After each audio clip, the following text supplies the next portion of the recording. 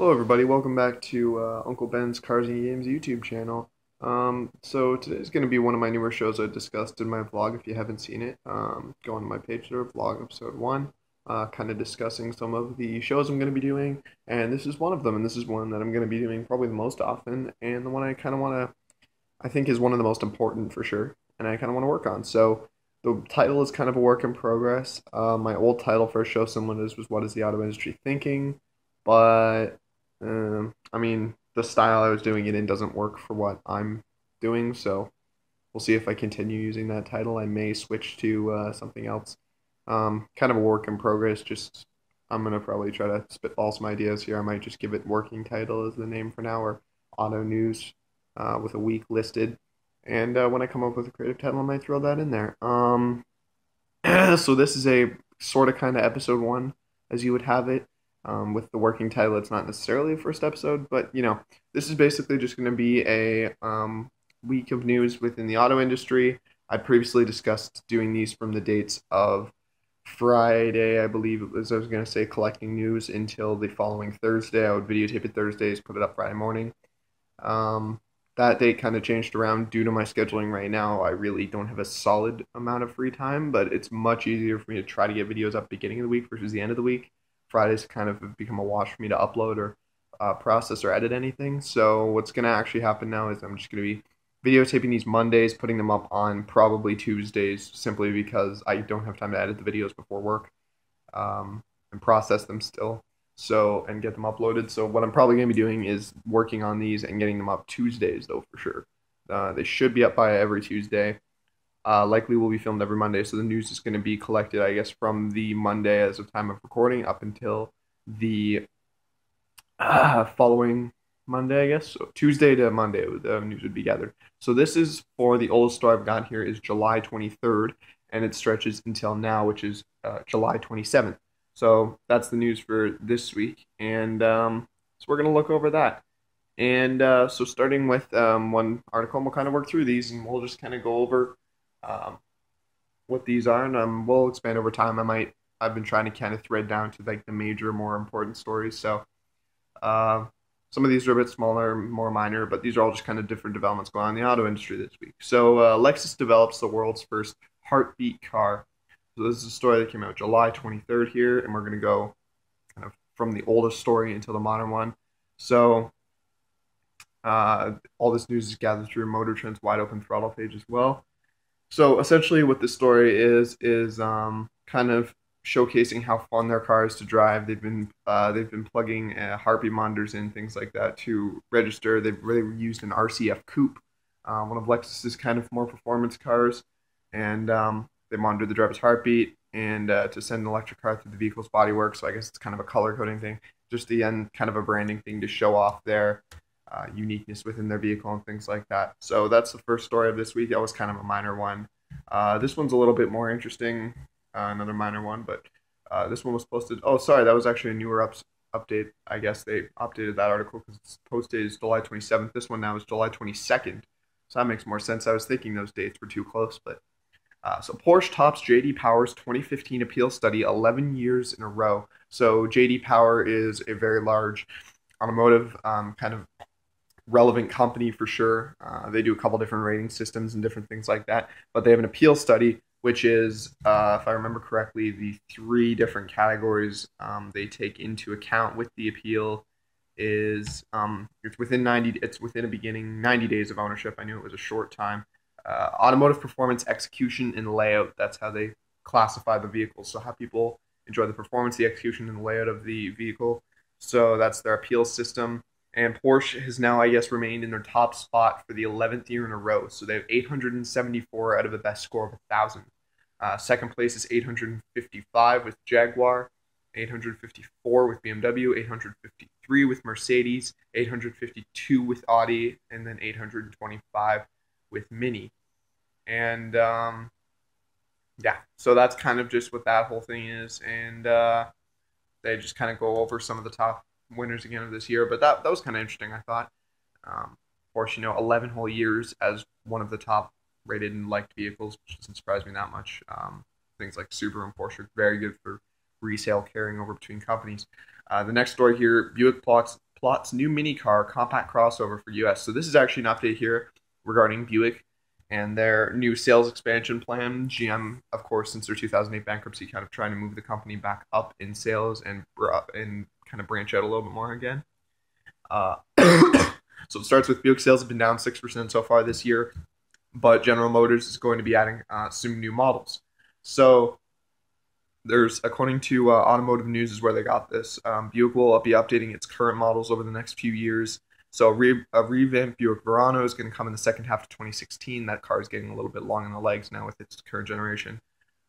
It's going to carry over with a 1.4 and 1.5 turbo liter now instead of the old 2.4 that they've been using for years now. A new version of the 2-liter turbo will be offered for the next gen.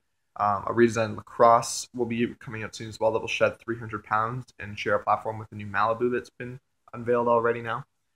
Meanwhile, a redesigned version of Buick's middle child Regal sedan begins production in 2017 and will also downsize to the smaller 1.5 from the 2.4. Apparently, they may even bring a Regal wagon our way. And a diesel powertrain is also a likely option for the U.S. market. We'll see if that ever pans out because everyone promises they're going to bring wagons and diesels here and they never do. We'll see how that all goes.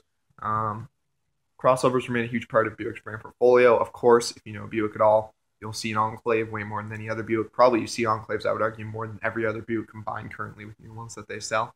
So by far the brand's best-selling products. It just said after that. There you go. A new generation Enclave is scheduled for mid-2017.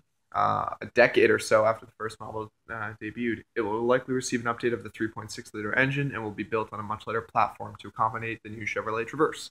When it comes to the much smaller Encore, that model won't see a redesign until 2019, when it could receive a 2-liter turbo option. So the Encore's been out not very long, which is not surprising that they're waiting until 2019 to update that car. It just came out, I believe, last year was the new model unveiling of it, or the year before.